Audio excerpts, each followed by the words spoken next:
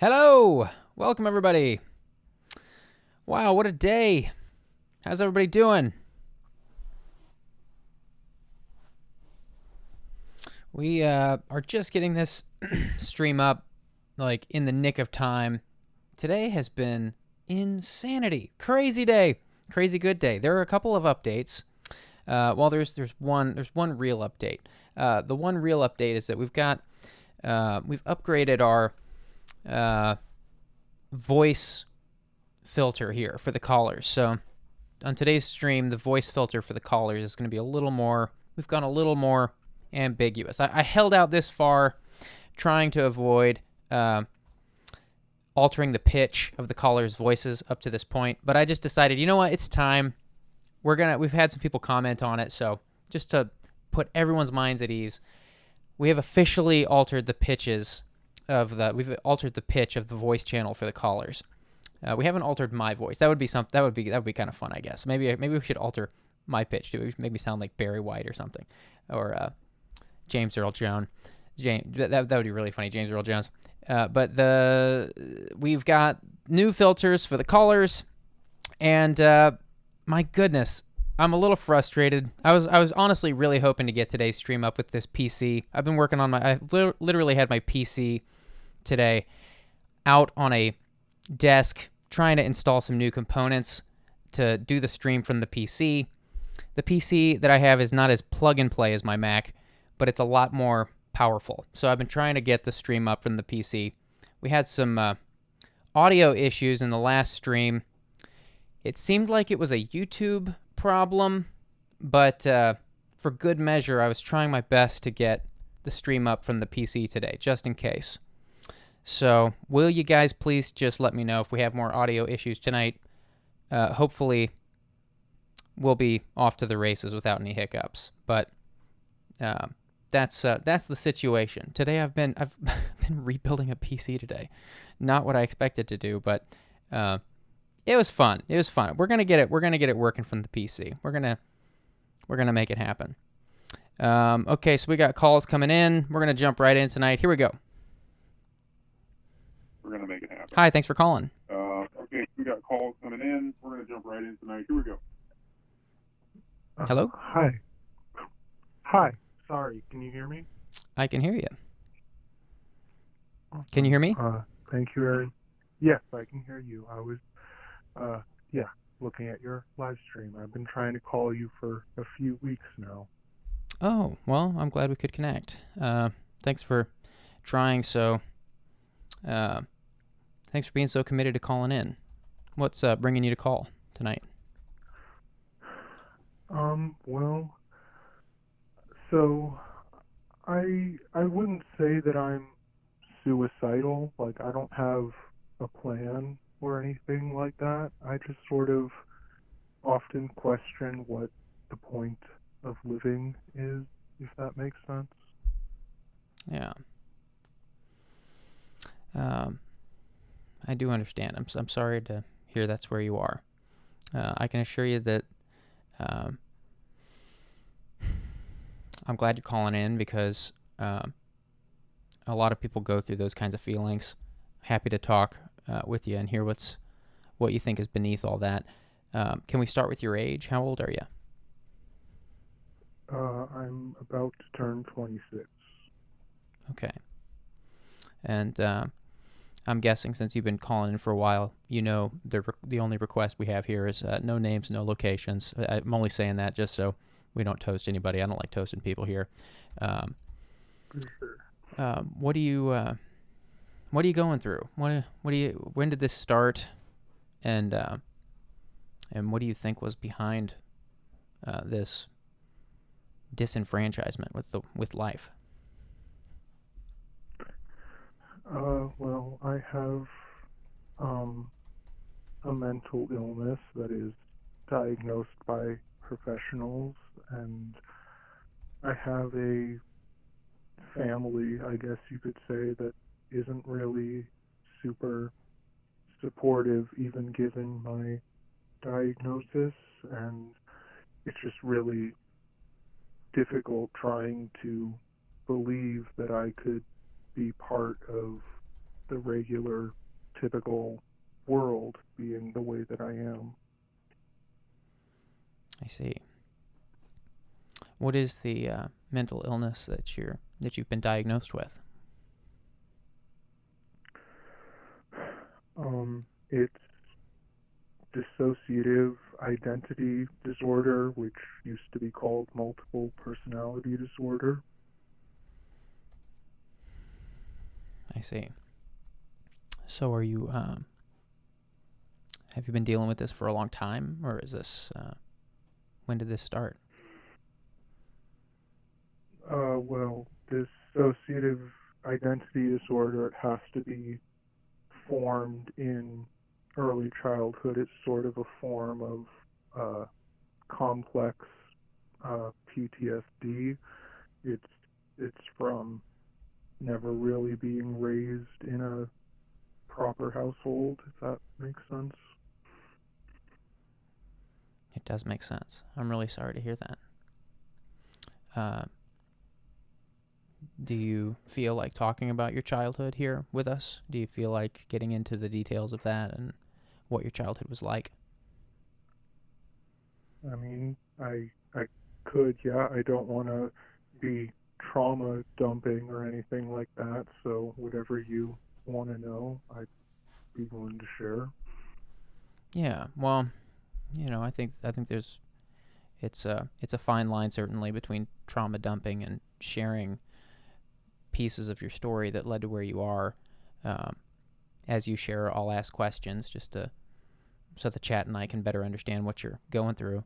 What was your childhood like? What was your relationship with your family like?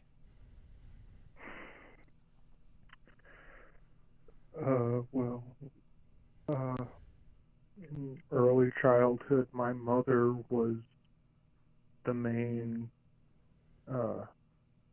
source cause of what caused me to have this mental disorder. It was sort of like no matter what I was going through, even as like a 3 or 4-year-old, I was always blamed for it. And my mother would tell me that I was the one who needed to, like, get over it in a sense, even as a 3 or 4-year-old, and that I was the one who was reacting out of line, and the way that she was never consistent. Sometimes when I would have a tantrum as a really young child, she would react by, like, hugging me and cuddling me, and then other times she would react by yelling at me or getting physical with me.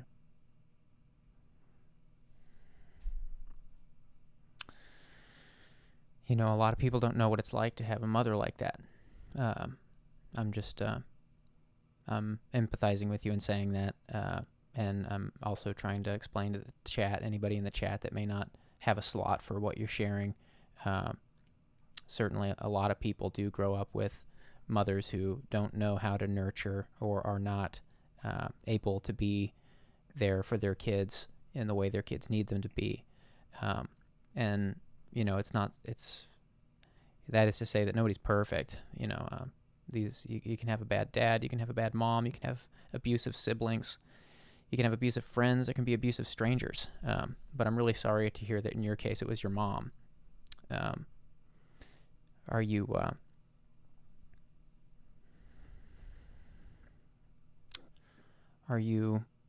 in therapy? Do you work with a therapist still? It sounds like you have a diagnosis, but I do know that with dissociation, one of the best things for people suffering from that is long-term support through counseling. And I'm wondering if you're still pursuing that. I have both a therapist and a psychiatrist. The psychiatrist can't do much because this isn't really a chemical brain problem, but I do have a therapist that I see as often as possible. How often is that? So it used to be 3 times a week, and then COVID happened. Right. So ever since the pandemic, it's now only once a week, and for someone like me, seeing him only once a week, the therapist, is a bit of a struggle because there's so much that happens in my mind in a single week. Right.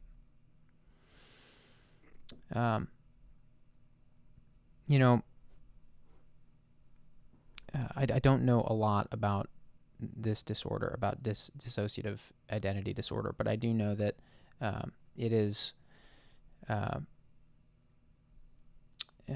characterized in part by the tendency to switch between modes or personalities, and due to what you grew up in, I'm assuming this isn't news to you, but just for the sake of the chat, and maybe for your sake, I don't know how much you've processed this, but I just feel the need to say that, it makes perfect sense based on what you're describing, why you would have developed a tendency to switch, because you grew up in an environment where your mom was switching all the time. It sounds like your mom was unpredictable. It sounds like you never knew when you were safe. And so I'd imagine as a kid that you had your safe personality and your I'm in danger personality.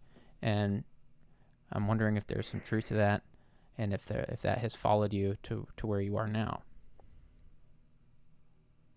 There definitely is. There's more than two in the system, but yeah, each of them serves a purpose, and I do recognize that. And I started off by saying that in my early childhood it was my mother, but now that I am the age that I am, my mother does not live in this house anymore, and now it's more an issue with my father, and those are sort of the only two older adults that I really have in my life. I never really knew any external family outside of it. It's just like, there's never been a real safe, real consistent space, and it feels like no matter what I do or how I progress my own life, it just never feels like enough for anyone around me.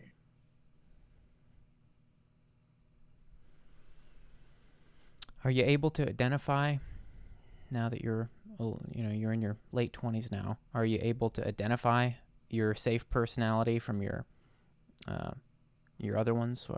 I don't know how many you have. Maybe we can get into that, but since we're here now, are you able to tell when you feel safe or when you don't feel safe? Or I don't know if that's a stupid question. Maybe it is.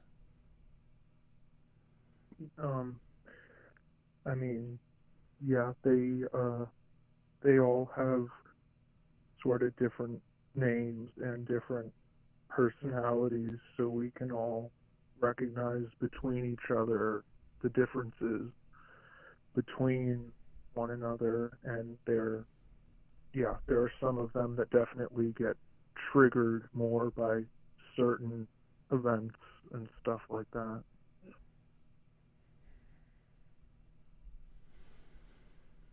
How many personalities would you say you have?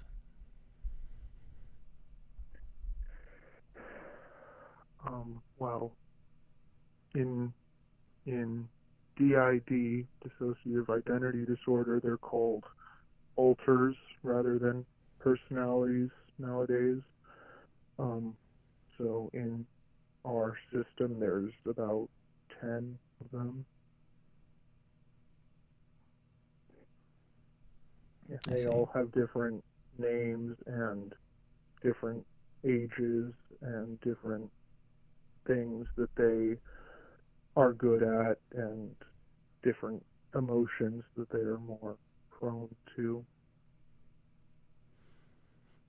And by that, I guess you mean you take on different names, you assume different names, different ages, different skill sets based on how you feel at the time. Is that right? In a certain type of way. One of the things about dissociative identity disorder is that there's actually like amnesia between different alters, so I might not always remember what another one does or says, which is another part of what makes living life very difficult, because like I don't always remember everything that other people do that I supposedly have done or said in the past. Right.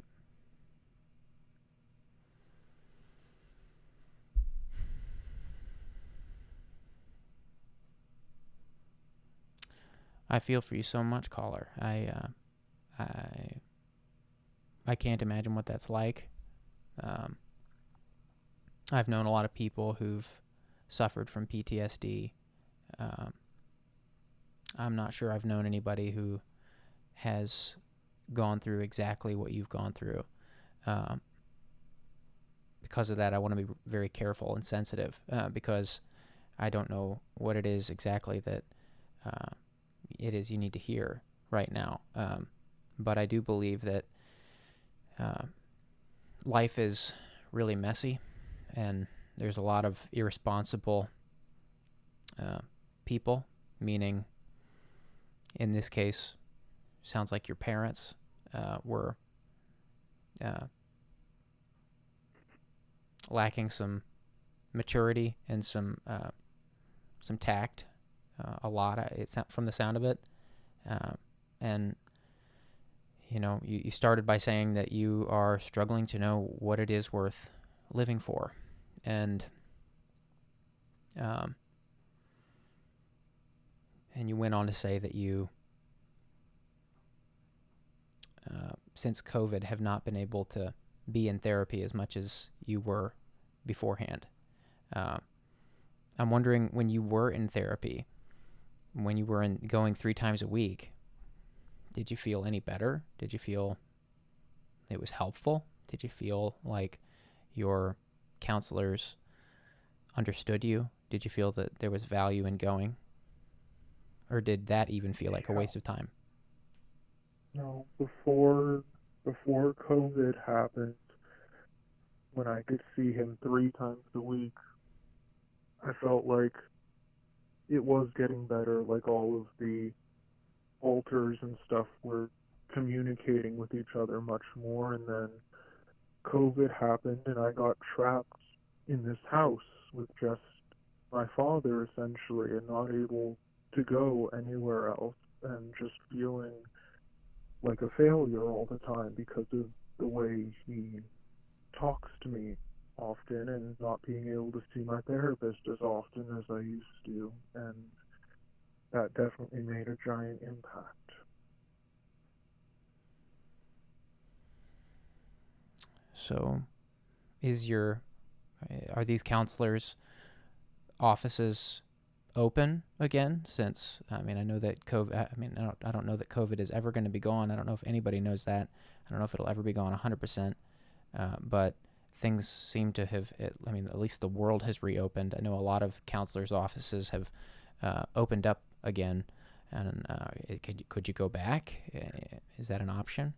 Yeah, I see him once a week now as opposed to 3 times a week, which is definitely better than nothing, but at the same time doesn't give me the real type of major support that 3 times a week was giving me. Are you paying for it yourself, or are your parents paying for it? My father is helping pay for it, which is a part of the contention between me and him, because he does help me financially, and so since he does help me with money, he doesn't really think that he should be responsible for helping me with anything else in my life, which, I mean, even though I'm 26, I know most typical 26-year-olds should be pretty much independent by that time, but I'm very sick and I need help, and he doesn't really recognize that. So he's not willing to pony up any more money to send you to therapy more. That's what it sounds like. Oh, well, the once a week is my therapist doing. He only has his office open a couple times a week because he still isn't totally fully open ever since the COVID thing happened. I see. But, yeah, my father does pay for the therapy, but he's just not willing to do anything like, emotional for me. He's not willing to help cook dinner once a week or help talk to me about stuff I'm going through and stuff like that. But he does give me the money for therapy, which is all he thinks he should really be responsible for. Have you leveled with your therapist? I know I'm just shooting a bunch of questions your way, but I'm trying to get in the weeds with you and figure out what's possible here. I'm really glad you called in to share about what this experience is like. I think it's educational for the community to hear about this, and I also think it can be cathartic for people to share about their experience in this way, which is why this project exists.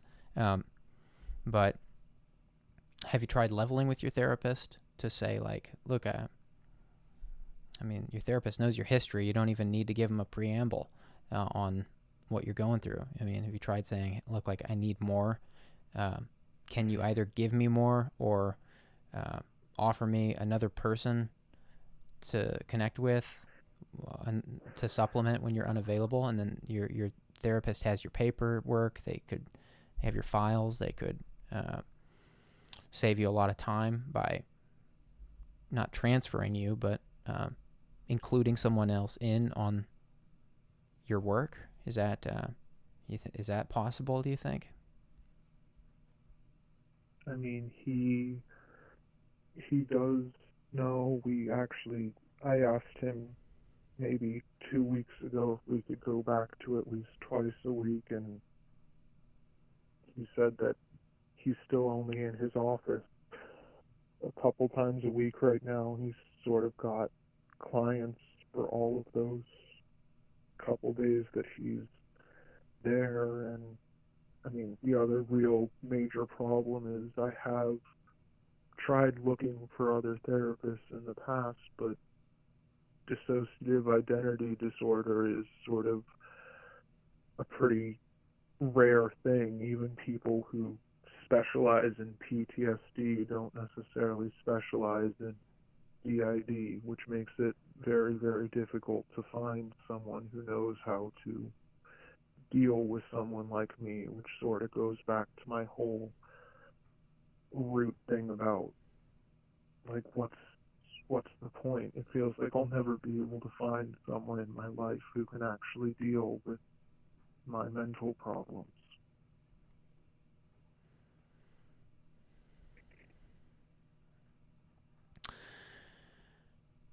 Well, I know that, again, of what little I do know about this experience you're sharing, and it's very little, but I do know that it's there are a lot of similarities between it and PTSD, and PTSD is not the same thing, but it is it must be up there, if not equal, to the challenge of healing as dissociative identity disorder is.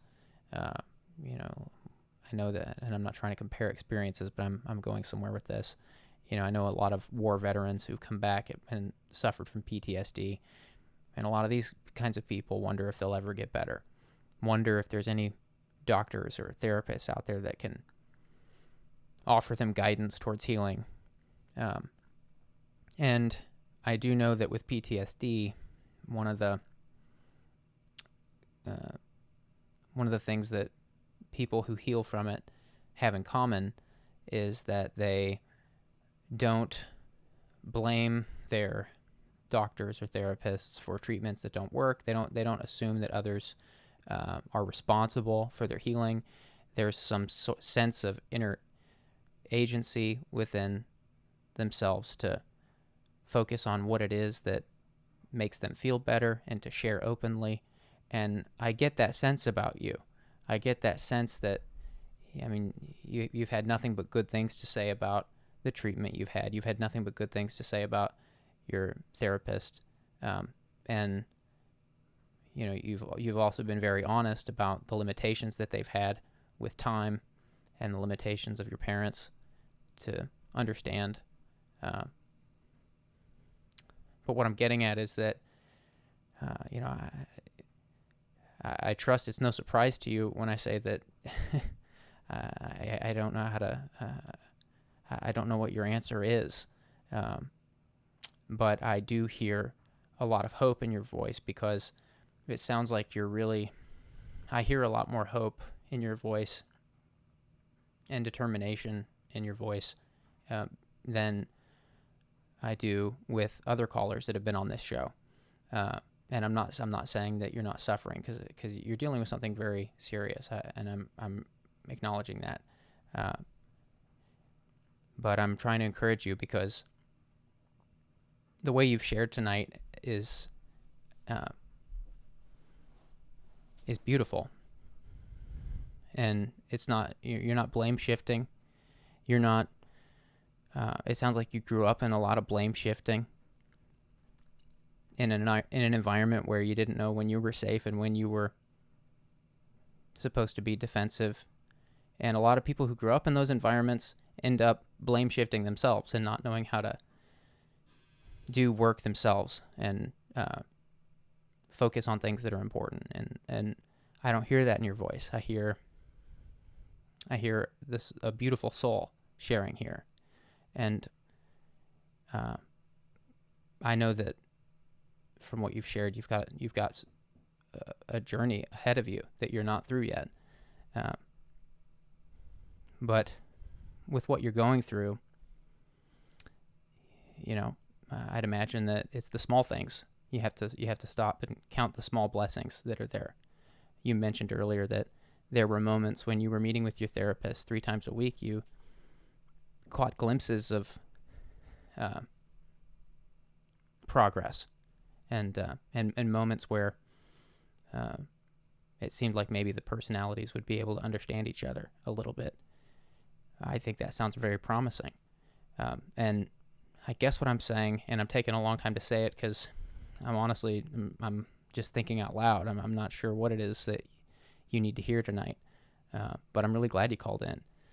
I guess what I'm getting to is that you are on a long journey. It sounds like you've been on it for a long time, and I don't know how much longer it takes for someone with your experience to heal fully. But I can promise you that life is beautiful, and that if you can hang on, and if you can keep focusing on what it is you grew up in, and how unfair it was that you never knew when you were safe. I don't know if you've forgiven your parents for what you grew up in. Not that you need to go to them and say, I forgive you, but like, if I don't know what your inner, maybe we can get to that, but I don't know where you are with that, if you've forgiven them personally, just for yourself. But I can promise you that each of these steps are valuable steps that can lead you somewhere beautiful, and that life is beautiful. And I'm sure, I don't know what that sounds like to you. I've been talking for a while. Where's your head at?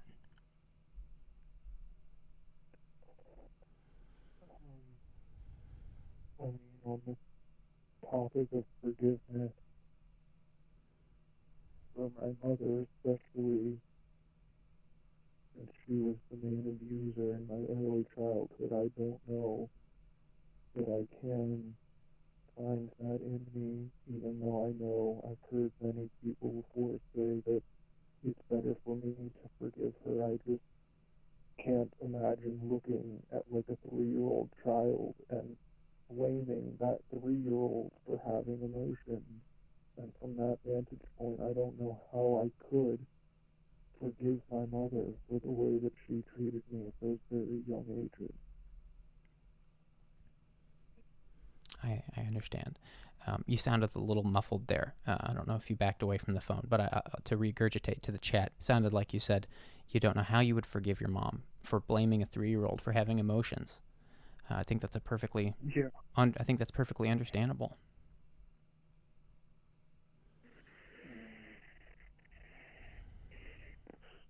So, I mean, I've heard people say in the past that forgiving her would just be good for me, but I don't know how to find that in myself when I think about looking at a child that small.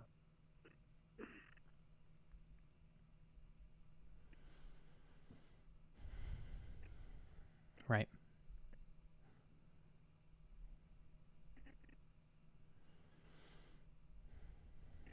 Are you open to the thought that maybe in time you would be?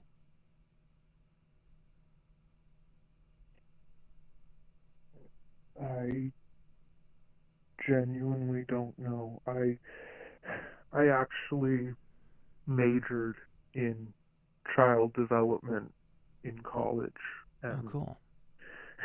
they always say how like parenthood doesn't come with a handbook, right? But like the Right. thing is, I had to pay hundreds of dollars in textbook fees for all of my child development classes, and everything I learned in those child development classes were the polar opposite of the way that my mother treated me, and I just genuinely don't know if I can forgive that. I know the feeling. I understand that feeling. I don't understand your experience. To be clear, I'm not saying I understand what it's like to be in your shoes, but I do understand the thought that you don't know how you'll ever forgive someone for something they did. And I think maybe it's possible a lot of people in the chat here might understand that feeling on some level. You mentioned your mom is not in your life anymore. Is that right? Well, no, she is still in my life, but she moved out of the house that my father and I still live in several years ago, but she is still part of my life. She comes to visit every now and again. She just doesn't live here anymore, so I don't have to deal with her all day, every day. I see.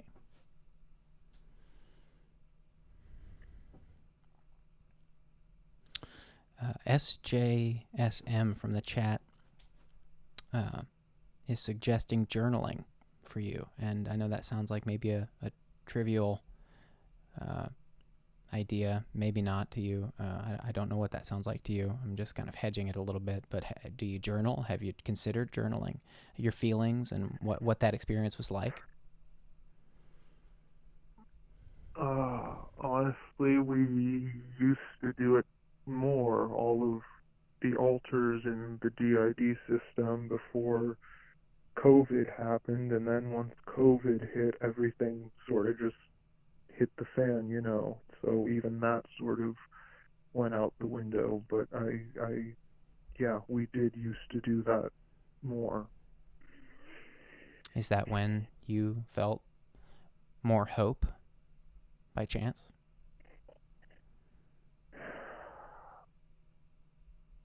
I mean, it was just everything was all around better before COVID happened. Like we were going out more and able to leave this house and able to start pursuing job options, and then all of that sort of disappeared when the lockdowns started happening. Right. Yeah, I can't imagine how COVID lockdowns would have impacted you in that position. You know, that sounds intense.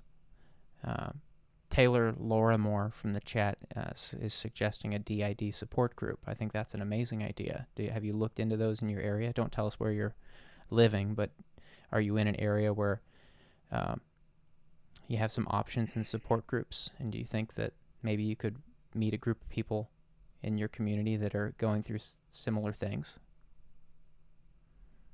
I've tried a couple of things online, but this is like not a super common thing, so it's not like an easily findable in-person type of thing to go to, but I have tried a couple of things online before.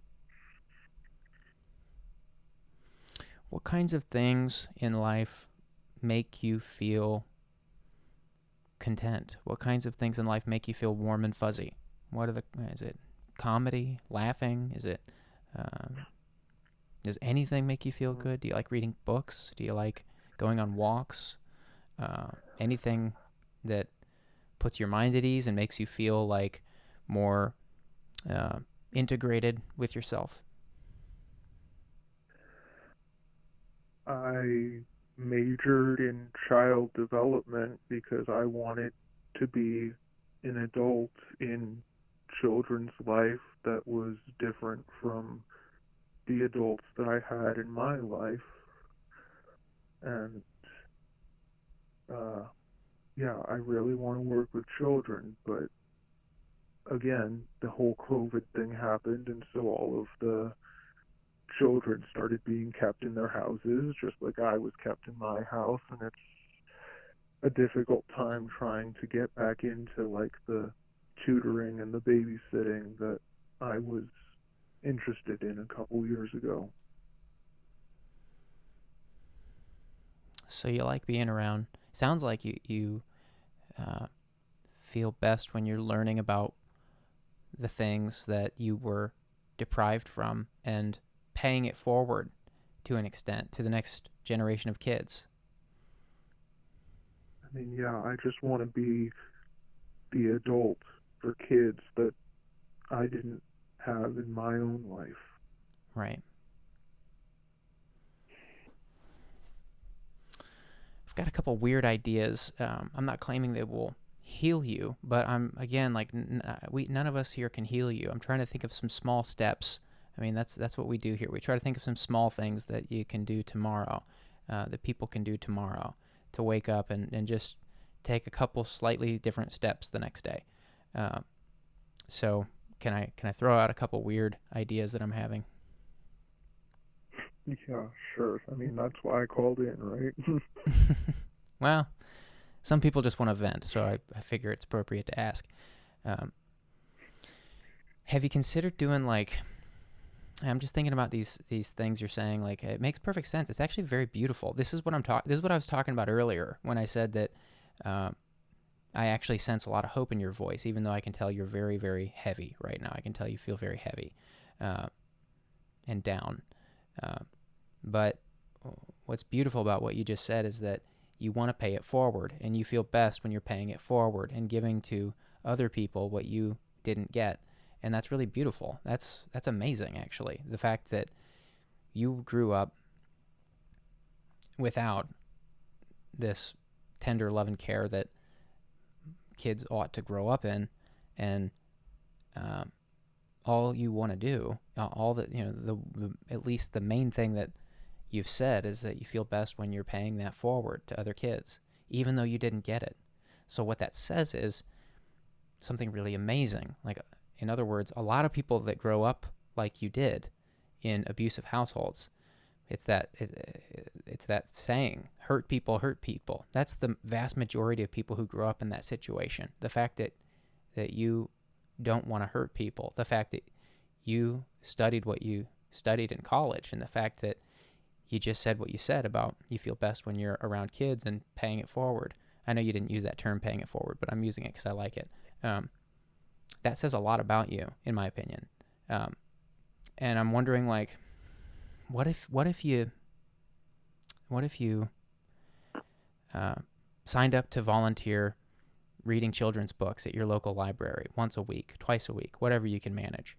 Just like something really easy. Go read like Green Eggs and Ham at your local library to a bunch of kids. I mean, libraries are always looking for people to come do that. I'm wondering if with your disorder you can manage that, if that sounds too daunting, or if that would maybe be a small thing that you could do that wouldn't cost you anything and wouldn't take too much time, and that would get you around some good energy. Kids have such good energy, and it sounds like you already know that. And I'm trying to think, like, what can we do to get you around some more new life that you can see yourself investing in. And it sounds like that's what fills you up. I mean, I would potentially be interested in that. It would actually technically cost me some money because I don't have a driver's license. So anytime I want to go anywhere, I have to use an Uber or a Lyft because I can't really rely on other people to drive me anywhere. So getting any place from where I am does cost a little bit of money, but that's the sort of stuff that I would be very interested in if I could do it. Okay. I mean, I don't think there's a need to get into the weeds on things like how far away is your library and how much would that cost you. I don't know that would do any good if I asked you questions like that. But I am wondering, like, would your dad give you a ride? Do you have siblings? Do you have a friend that would take you and maybe go with you like once a week for an hour? I mean, not really. That's sort of why my mental state is the way it is. All I really have is my father who lives in this house, and he goes to work 6 out of 7 days of the week, so I really can't rely on him for anything other than some financial stuff. But I mean, yeah. Right. It sounds like anytime you leave the house, it costs you money, no matter what you're doing. Pretty much, yeah. Yeah, I mean, that explains a lot. That explains a lot. I mean, it at least explains some of it. I mean, you called in feeling hopeless. You called in saying you don't know why, what reason there is to live anymore. And I think you called in here asking us our thoughts. And the chat is, there's so many good ideas in the chat. I can't possibly get to all of it tonight here on this single call. But I do encourage you to go back and read it because there's some really good stuff in here. We can't all be right, of course, but I hope that you find what's good in there for you and what's not really applicable. I hope you have the discernment to do that. You know, I'm just trying to reiterate to you how beautiful of a person you are based on what I'm hearing on the phone here. I'm trying to give you hope that I know you're in a hard spot, but people heal from these things. They can heal from these things. It takes a lot, from what I understand. It takes a lot. But you seem like you've already got what it takes because you're not out here abusing people like you were when you were a kid. You're not paying bad stuff forward. You're not just repeating your childhood. You're not a hurt person hurting people. You're a hurt person that wants to set the record straight, that wants to believe that people are capable of better. And that, in my mind, is at least a substantial part of the journey. You've already got that in you.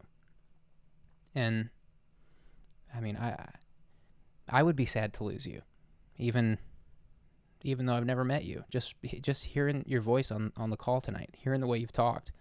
I mean, we're filtering your voice pretty heavily tonight, more so than we've done on other streams, and I'm still like doing my best to hold it together and not tear up because like what I'm hearing is so beautiful. It's amazing. You're not stuck. That's actually where you're stuck. You're not stuck because you're stuck in your childhood. You're stuck because you are under some logistical challenges. You're literally stuck at home, it sounds like, unless you pay for Ubers. So logistically there's some challenges getting out of the house. That's not really stuck. You know, you're not sure what the way forward is because nobody showed you.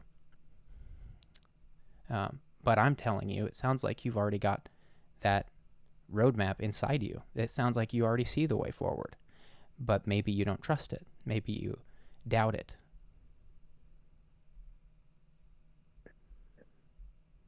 It feels more like everyone around me doesn't believe that I am anything, which then I guess affects me to believe that I'm not anything. I'm not sure I quite gathered that. I couldn't quite hear that. Who doesn't think you're anything? So you sounded like you said somebody doesn't think you're anything. I said it feels like nobody believes that I am anything, which probably affects my viewpoint of my own self. Well, this is actually one of my biggest frustrations with the world, and I share this frustration with you. I think what you're saying, I could be wrong, but what I'm hearing is people don't get into the weeds with you on what your experience is like. Maybe they feel overwhelmed. Maybe they don't know what to do when you tell them how you feel. Maybe they feel like, oh man, I can't deal with that. Maybe it sounds like maybe you feel really lonely because people won't let you open up. Is that right? I mean, yeah, there's a lot of reasons. My mental illness and just being stuck here, not having a real support system of any kind. There's a lot of things that go into it. Why do you think it is people don't make much of you, or however you put it? What do you think that is? I'm not trying to read your mind. I'm just trying to understand. I genuinely don't know, because that's just been the story of the past 26 years of my life. I genuinely don't know. Okay. I don't want to frustrate you. I'm not trying to frustrate you. I just... No, you're not frustrating me. Sorry, I'm just tearing up a little bit. You're not frustrating me. I'm sorry. No, don't be sorry. I don't want to wear you out. I don't want to... but what I'm hearing is, go with me here on this. It sounds like the same thing you experienced when you were 3, or however old you were when you were recounting those earliest memories, where your mom had no slot for your 3-year-old emotions. In other words, your emotions were too complex or too confusing or too much for your mom to pay attention to. And that's a little bit of what I'm getting at, is that I wonder if there's 2 things going on, at least. I'm sure there's more than just 2, but I wonder if there's 2 specific things going on. I wonder if you were receiving a message as a 3-year-old that your existence was too much for people. I mean, our parents imprint on us. That's what they do. That's why parents are supposed to be good. That's why parents are parents. They're supposed to make good impressions on us. There's impressions that happen, and I wonder if that is a lie that you were told, or an unfortunate experience that you grew up in that you came to believe was true of the world at large, and everyone in the world at large, that everyone would see you the way your mom saw you at that age. I wonder if that's one thing that's happening, and then I also wonder if maybe it's possible that there's some negative feedback loops that created, where then that reinforced, I'm just saying maybe here, I don't know, but I'm wondering if maybe that could have reinforced tendencies or behaviors or ways of thinking in you that you weren't good enough, or that people, that there was no point in trying because it doesn't matter what you do. People just don't care.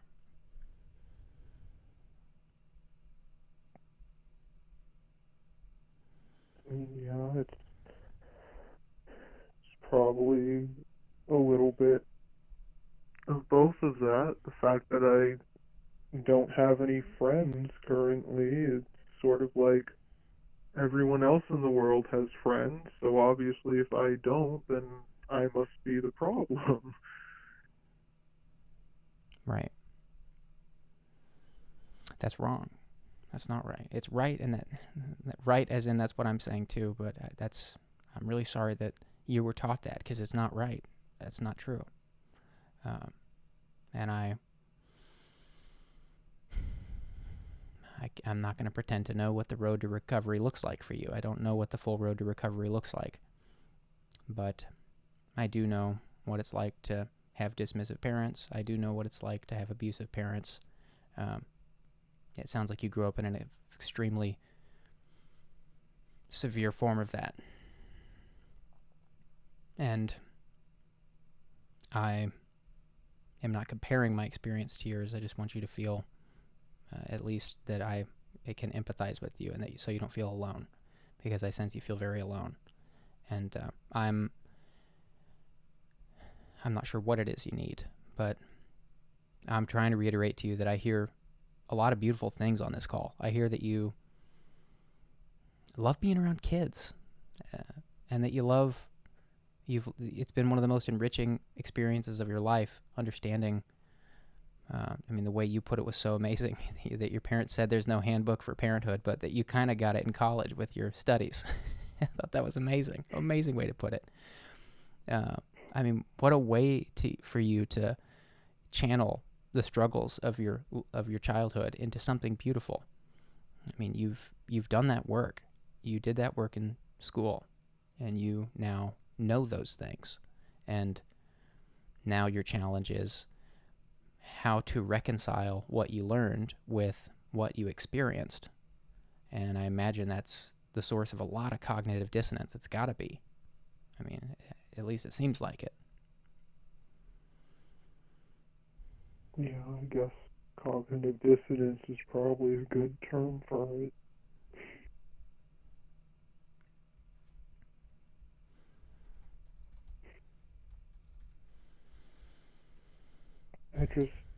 I know what I would do with my life in like a fantasy world, but I can't have that fantasy world. I have to live in this world, and I don't know how to progress from here.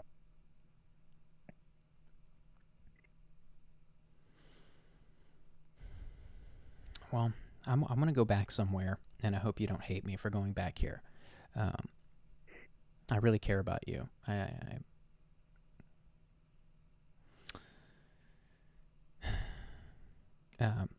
want to go back to the whole forgiveness thing about your mom. And I know that you don't have a slot for that, so I know you. I hope you don't hate me for going back here. In fact, there's another Julian in the chat. Julian Plageman had a good thought here that's on point. I'll share this real quick, and then we'll go further into it. They say to you, I believe forgiving is just knowing that no one is perfect, and everyone is basically you in a different body and a different environment, just trying to do some positive for the small time that we have. And I think there's a lot of truth to that. I don't like the word perfect, because it insinuates that there is some kind of like standard that we're all incapable of. It's like always this thing that's out of reach, and I don't know. It seems too unattainable. I don't want to get too philosophical, but I prefer the line of thinking that your mom didn't sound like she had all the tools that she needed. From the sound of it, it doesn't sound like your mom's very happy. It doesn't sound like your mom's a very happy person. That would lead me to believe that she's still not happy. That would lead me to believe that she still lacks the tools for a healthy relationship with you. In a lot of ways, you picked up those tools, the very tools your mom would have benefited from having equipped when you went to college and studied. I can't remember exactly what you majored in, but it was like child development studies or something like that. What was it exactly? Yeah, you got it. Child development. Okay.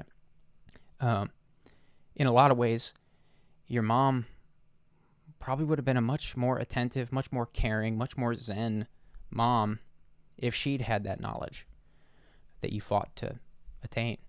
And so, I guess what I'm saying is I agree with that comment from Julian Plageman, but I guess I don't like the whole perfect thing because it insinuates that your mom is like a horrible person because she was so far off the mark. And then there's like this opposite implication that with the word perfect that there's this thing that's always out of reach. Some things, it's just like this very polarizing way to look at it, where it seems like progress is harder to realize in small practical steps. So whatever any other words you want to use that get you closer to forgiveness with your mom, whether it's your mom lacked the proper tools, or your mom wasn't a very balanced person, or your mom didn't know how to regulate her feelings, or whatever it is, I still think that the thought is true, that we all have things like that. We're all learning. Everybody's learning every day. Nobody's done learning anything till they're dead. At least a healthy person keeps learning. Nobody's ever done learning, and it sounds like you understand that. Doesn't sound like your mom quite understood that, and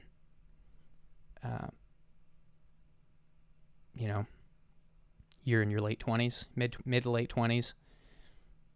Parents of kids that age, I'm not trying to give them a hall pass, but it was a very different time, and a lot of these people are against dealing with their own trauma. A lot of boomers see it as a sign of weakness to go get therapy, to dig deep into the past and why they've made decisions they've made. They see that as a sign of weakness. It's like, never look back, just always look forward.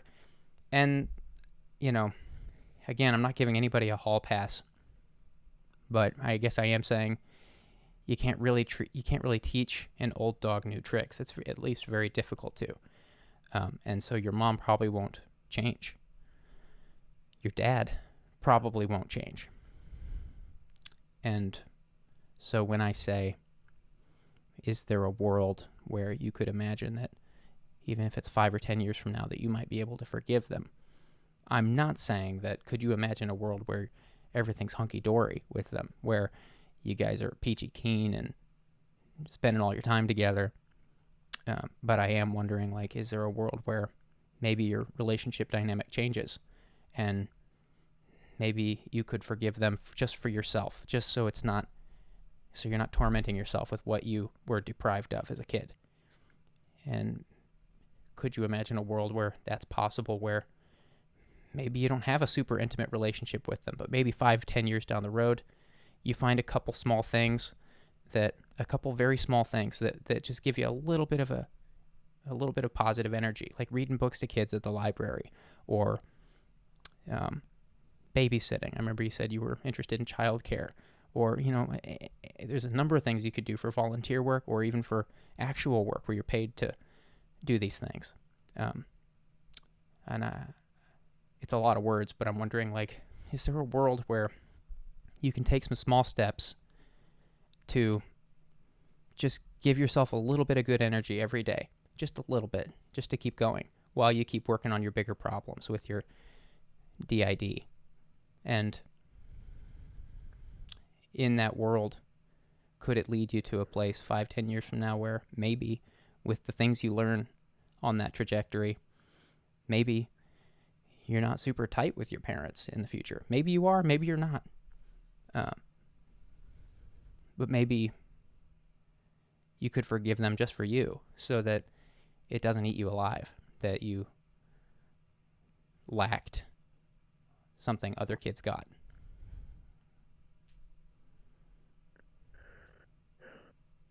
Yeah, like I said, I have what I feel like are fantasy visions of the future, where I could say I plan to be in this place 5 or 10 years from now. I guess what I'm struggling with is the day today of getting to that 5 or 10 years. I would like to have a better future, which is why I started off by saying I'm not suicidal. I don't want to end my life by my own hand, but I just, every single day is like a struggle getting to that future that I want. Right. I understand, and I don't want to overwhelm you. That's why I'm trying to offer some little things, and they're admittedly very little things. Volunteering to read books at a library is a very little thing, and I know I'm not claiming that's going to heal you or something. I'm trying to give you very little things that might be able to just give you a little bit of a pep each day, just a little bit of a kick each day, a little bit of a nudge forward each day, because life has to be more than just healing. There's an Elon Musk quote I like, that life has to be more than about solving problems. If life is just about solving problems, we don't get out of bed, we get overwhelmed. We have to take some time each day to do something that gives us some positive feedback, or we won't keep going, or we will give up. And I would say especially so in your case, because you're dealing with something that will take some time to recover from fully. I do believe recovery for you is possible. I also believe it'll take time. And you mentioned early on that being around kids fills you up. That makes sense because you're giving to them. I can only imagine how good that must feel for you to know exactly what it is a kid needs. I mean, you studied that in college. I can only imagine how good does that feel for you to be with a kid and know exactly what they need and give it to them and see them light up. How good does that feel for you? What does that feel like? That's another way to. What does it feel like for you? Not how good, but what does that feel like?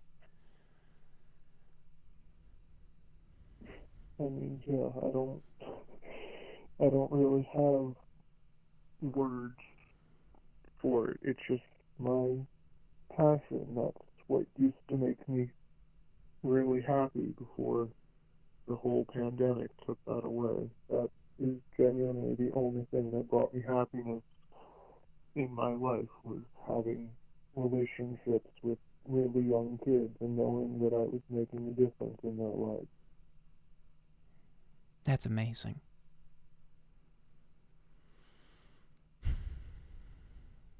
Do you realize how amazing it is that you're able to do that despite what you grew up in? Do you realize how amazing that is? I honestly don't know if I do. I always feel like there could always be someone who could replace me at any given point. I don't feel like I'm like this one unique gem in the entire world. I feel like someone could always take my place if they really needed to. I don't think that's true. I don't think there's any replacement for precisely what you grew up in, for precisely the lessons you've learned through very difficult toil. I don't think there's any replacement for that. I would say you have a very unique comparative advantage.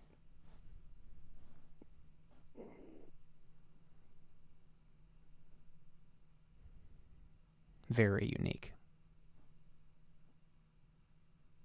From the sound of it, from what you've shared, I can't imagine. I mean, I've never heard a call like yours. I don't know how many hundreds of calls we've done at this point, but I've never heard a call like yours. You're such a special person. You're amazing. I'm not the first person to say it. A bunch of people in the chat are saying it to you. I hope you go back and read it.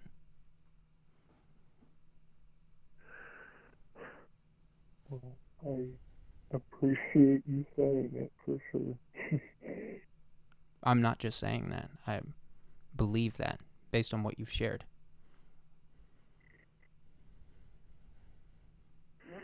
I think it takes an extraordinarily unique, compassionate, empathetic individual to grow up like you grew up, and then to go on studying what you studied, and then to go on to answer the question like you did when I said, what fills you up? You said, working with kids. That is not normal. That is amazing.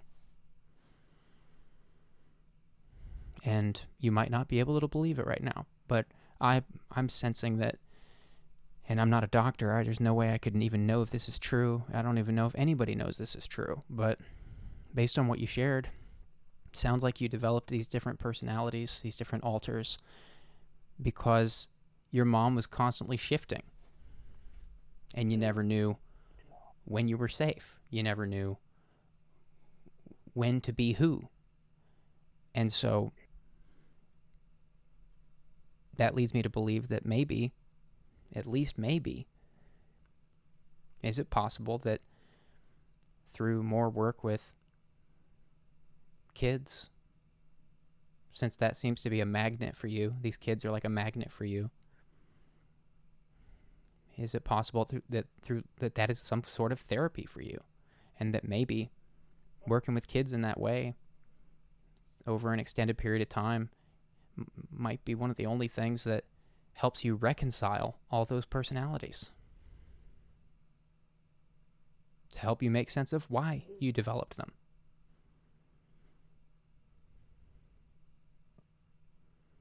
I mean, yeah, that's definitely a part of it. Yeah, when I was working in a preschool several years ago, I definitely had a lot of my own early childhood memories brought up just from working with those 3 and 4-year-olds. So that is definitely a thing. We all need something bigger than ourselves to get us out of bed in the morning. We all need something massive to get us out of bed in the morning. Some huge mission or some higher meaning or whatever you want to call it. We all need something that is bigger than ourselves that we can work towards and see progress in, that's more than just solving problems. And this sounds like one of the most virtuous goals I can think of that I've ever heard on this stream so far, that you grew up without a very specific set of things that every kid should have. You didn't get that. And you have not only understood that, but you've pinpointed, at least to a large extent through your studies in college, you've pinpointed what it is that you didn't get. So much so that you can be that for other kids. And you just haven't been at it long enough for it to come back and really reward you. And I imagine that through time, that could be a huge part of your healing.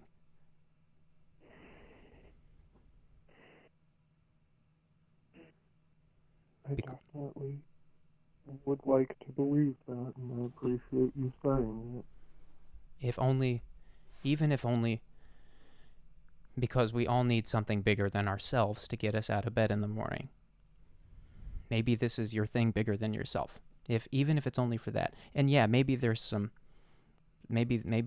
is some psychological truth to healing in that way. I wouldn't know. But it at least seems like it's on the table, that there's some healing that could come back on you for that. And I can't fix you. Nobody in the chat can fix your struggles. But I can tell you that this is one of the most beautiful calls I've heard on this stream. We've been doing these since February or March, and I'm so inspired by what you've shared. And caller, I wish I could just reach through this lens and give you a hug and give you a little shake and say, don't you see how amazing you are? This is incredible. This is unbelievable what I'm hearing.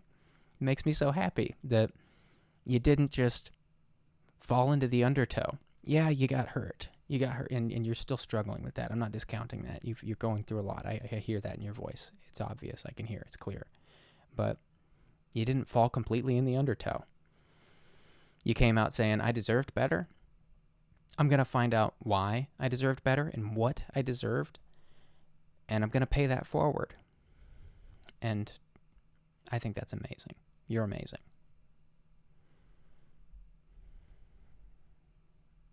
I appreciate it. Will you tomorrow, or maybe even tonight, if you have time, look into something you can do in your area that's either a short walk, a reasonable walk from where you are, or a cheap Uber, or a place where a friend could easily take you, where you could volunteer or maybe even be paid to do these kinds of things. You've got the degree. I understand you've got some mental health challenges. I don't know how that impacts your work, but maybe you could get a job doing this stuff. I mean, I got to imagine, I got to believe that this kind of work would be so therapeutic for you. Will you take some steps tomorrow to look into something you can do on a volunteer basis or even for paid work to be around, to be a positive influence on these kids in your community?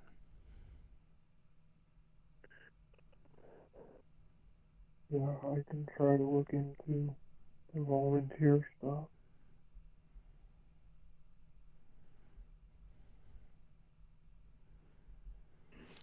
Taylor Laura Moore says to you that you are truly an inspiration. And I don't know how many times you need to hear that. I don't want to wear you out, but I'm trying to reiterate to you that I'm not the only one saying it. I want you to go to sleep tonight feeling loved, because you are. I want you to go to bed tonight feeling seen, because you were tonight. That's because you shared the way you did here. I don't know how many opportunities you get to share like this, but I just want you to know that it's possible for strangers out there to hear your story and to see you and to see the value in you.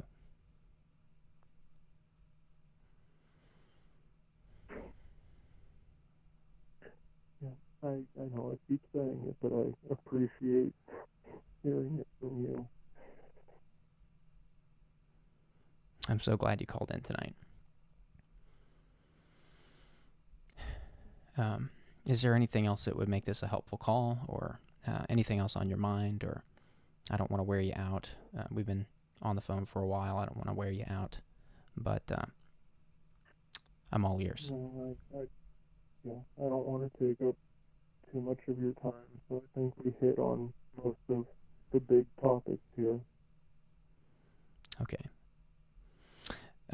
Will we embarrass you if we send you off with some applause? I mean, I think your story is so amazing. I want to applaud you. In fact, I'm not even giving you the option. Here's some applause.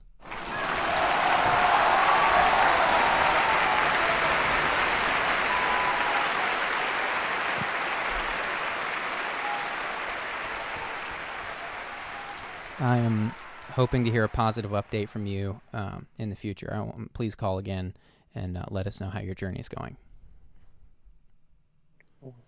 Thank you very much for letting me talk to you. Thanks for calling. And revisit the chat. There's some good stuff in there. Take care of yourself. I'm hoping to hear from you again. Thank you. Good night. Unbelievable. Amazing. Wow. Okay, chat. Wow, there's been no audio issues tonight. I'm so relieved. It must truly have just been a YouTube glitch the other night. I spent literally my whole day trying to get my PC set up so I could make a Hail Mary to my PC. Not a literal, I'm not going to worship my PC. And then it's going to take a little longer to get that thing up and running, but I'm so glad there's no issues tonight. It gives me a little bit of peace knowing that. Lines are opening, and here we go. Hi, thanks for calling. Hi, sorry, I was just listening, so I got speech jammed for a second there. I really appreciate what you're doing right out of the gate. I'm calling today because I wanted to see if I could get some advice from you or from the chat about, frankly, everyone talks about you grow up and you outgrow some of your friends. But I find that as I grow up and I'm living in this increasingly politically charged world, I'm leaving behind all of my friends and all of my family because I'm getting really frustrated that everyone's not taking the state of the world seriously. And it gets me down, Julian, it really does. I don't know how to, I'm just, I get really overwhelmed when I think about it, even now calling in. I haven't really talked to anyone about it. It seems like a good place to. But I just don't know what to do. Left and right, family members and friends. It's like I can't take it anymore. And it just hurts. And I want to know if you or the chat had any advice or any empathy to send my way about this. Yeah, so you are calling, it sounds like, because you you've been alienated from some friends and family due to some political differences, and I think the way you put it was that nobody seems to take the state of the world seriously, and everybody's just got their own take, and it sounds like that's got you down. I don't even know if it's their own take. I guess it's extremely frustrating to see. I'm 31, and I hung out with a lot of these punker kids when I was younger. And for me, a big part of the punker thing was like an anger at the system, I guess. And I got older, and now, like, all the shit we used to talk about is like happening, you know? It's like a police state almost in America. And I'm trying to tell my friends, like, hey guys, we need to be scared. We need to be serious. Some of these people live in places where it's getting really bad. And I'm trying to tell them, like, hey man, you need to be going to these events. You need to be looking into the political side of things. You can make a difference. Like, it's a lot of people need to put in a lot of work, but it can happen. And just left, right, and center from every person in my life, aside from maybe like one or two people, I'm just constantly getting stonewalled with this unwillingness to even attempt to make a difference. I had one of my oldest friends today just stone cold tell me that unless I could make like an instant change to everything, I shouldn't even try. And it was so frustrating because I love them, but that's like bullshit, frankly. And I don't want to lose my friends and I don't want to lose my family, but I want to be true to myself. And I don't want to surround myself with these people who just want to pull the covers over their head and act like nothing's all right. Because, like, I lucked out. I'm a cisgendered white guy in America, so I'm pretty lucky as far as that goes. And I know a lot of people who aren't so lucky. And I know a lot of people who are so lucky and don't even see the other side of the coin. And I don't want to keep trying to fight these people. And I don't want to keep pretending like everything's fine. And I don't know what to do other than just to swallow all of my core beliefs or cut out like 90% of the people in my life. And I don't feel like I got a lot of those. Right. Well, maybe I'm missing something, but my take from what I've gathered from what you said is that everyone, I'm guessing, at least in the States, is concerned about freedom and has their own convictions of what that looks like. And this is just an example. I'm not saying this is your exact reason for the call, but for example, freedom is a huge issue in America right now, and everybody is concerned about freedom. And on the left, you have people being more so concerned with freedom of self-expression, and then on the right, you have most people concerned with freedom of speech. And I don't want to get too political here, but I'm trying to draw a comparison of the least common denominator. That, you know, at the end of the day, I actually believe at the end of the day we all actually have most core values in common, but we have a huge problem in the States, specifically with the media right now.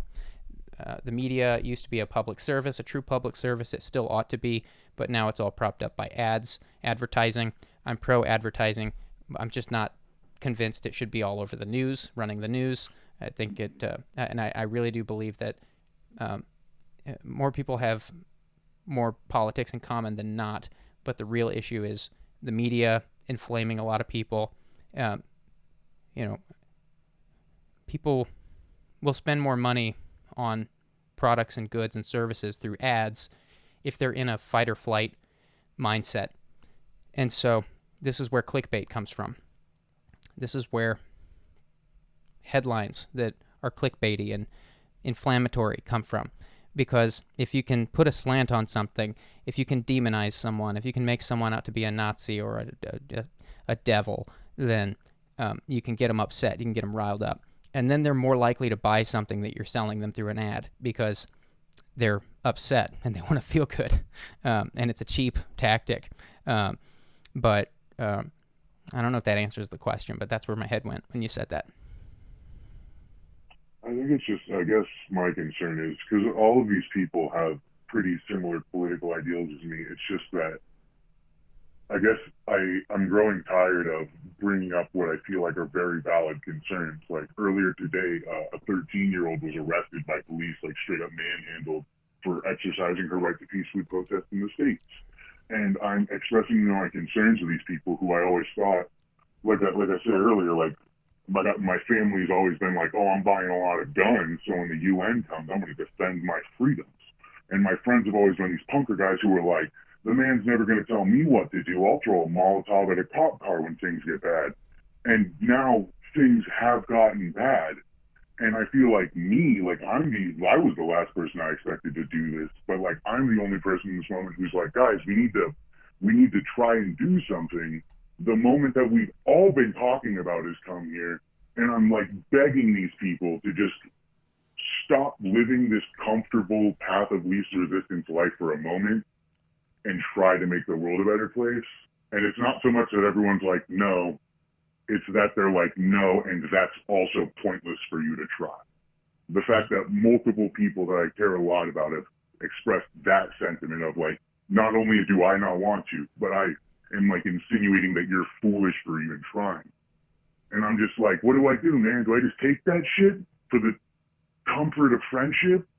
Or do I make this super difficult choice to be like, I'd rather walk my own path and cut out just a shit ton of people in my life?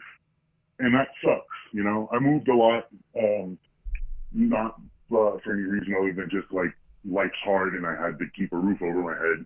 So I don't have a lot of like good friends. And that's where this impasse is I feel like I've hit the next point in my life where I have to like grow up again. Mm-hmm. And I don't know. I just feel like it's hard. I don't even know if I'm looking for advice just so much as like if anyone had been in a situation like this and was like, when I eventually had to do that, Oh yeah, I did, because even thinking about it stresses me out. I think it's certainly relatable. I'm not sure if I'm getting to the point with my examples. I'm trying to avoid getting political while weighing into this with you. In a way, yeah, just because I don't want to give political advice or tell anybody what they should think.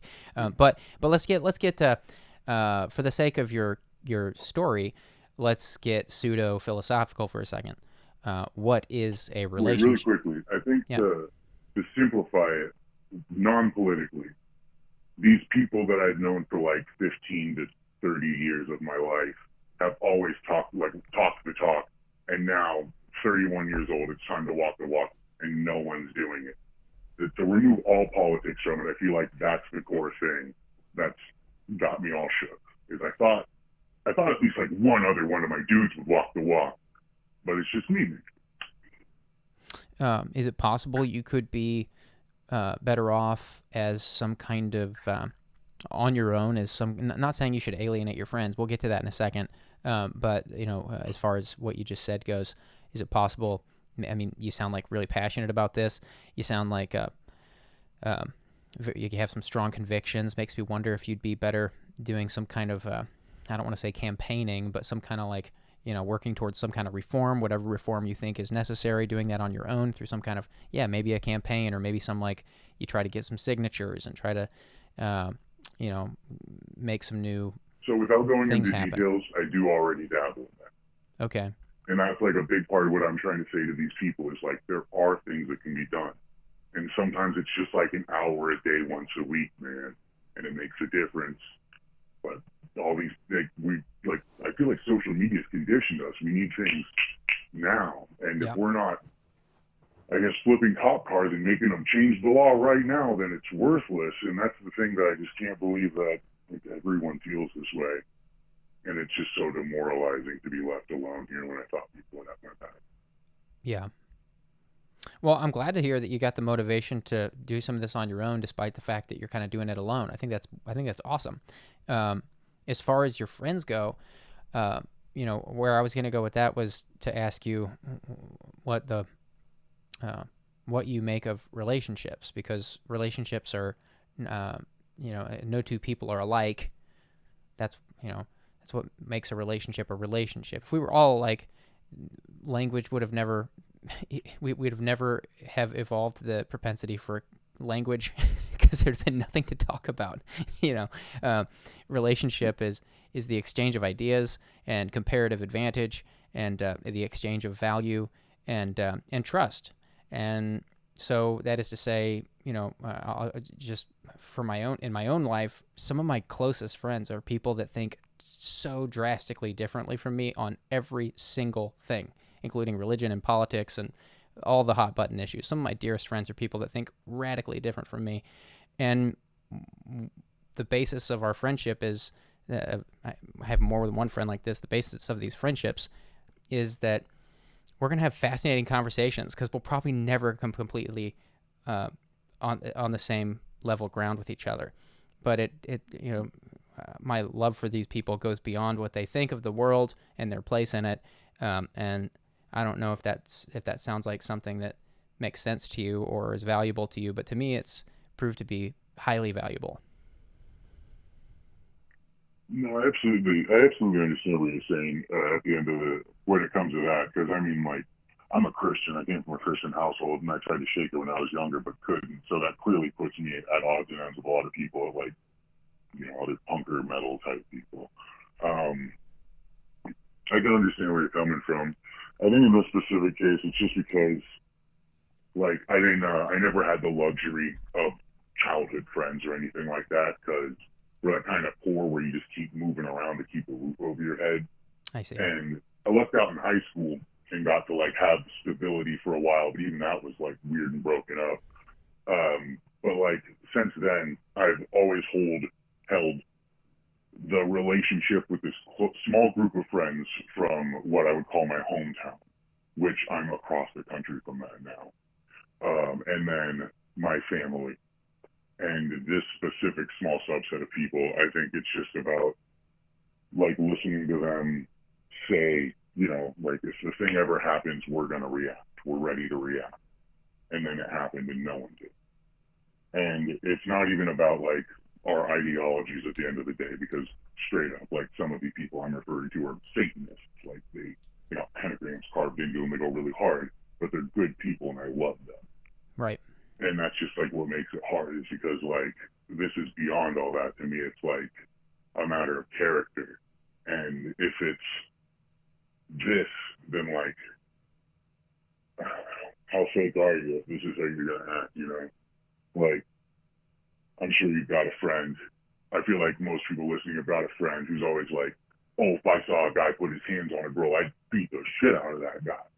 Well, what happens if that guy sees a guy put hands on a girl and he doesn't do anything? You're going to, like, feel differently about that guy. Mm-hmm. Especially if you got to go fight that guy and he doesn't help. You're going to be like, the fuck? What happened to all that talk? Like, if that's bullshit, how much of the rest of it's bullshit? Would you really give me a liver to save my life? Mm-hmm. How much of that shit's bullshit? And that's where I keep getting is I'm just like, maybe it's like, if they're this fucking shitty and wishy-washy about these things that should affect them very closely, they're in their cities, disrespecting their rights as Americans, acting like a police state, and if they're going to care so little about this, like, things are only going to get worse. Can you rely on them for anything? And if that's the case, do I want to just sit here and listen to this person regurgitate imaginary shower arguments about what they would say to the cops while they do fucking nothing? Or what they would say to politicians. If we told men politicians that they had to snip their nuts, it would be totally different, right? And that's cool, but that doesn't do anything. And you're sharing it to 100 people who all think the same thing already. And the fact that you're sharing all this and you're acting like you're so mad and you won't do the base amount of fucking anything when I'm giving you a roadmap in some cases, it's just, like, frustrating. And I'm to the point where I'm just like, I think about them and I get mad. And I think of the good times and I'm like, that was 15 years ago. We're so far past playing Super Nintendo and getting stoned. Do I want to be in this person's life if they're going to be this shitty and times of immense crisis? And I'm also so passionate because I'm scared of America, dude. It's about to become, in my opinion, I might sound a little unhinged, but I legitimately feel like it's about to become like a weird Christian fascist state, and I'm very scared. As a Christian, I think it's going to get fucked up. Yeah, I realize there's a lot of concerns like this all over the place. That's another great example. Everyone's using the word fascism. Everybody's concerned about fascism. It's just like where they think it's coming from. And, one of the most curious things to me is that in 2016, before Trump was even elected president, what were we hearing all over the news? Back then, 6 years ago, we were hearing, watch out for fake news. And we didn't know what fake news was in 2016. We'd never heard of it. We were like, I remember hearing the first time I heard it, I was like, what on earth is fake news, and what does it mean? I don't even, people didn't have a slot for this. It was a brand new thing 6 years ago. And now look at the world.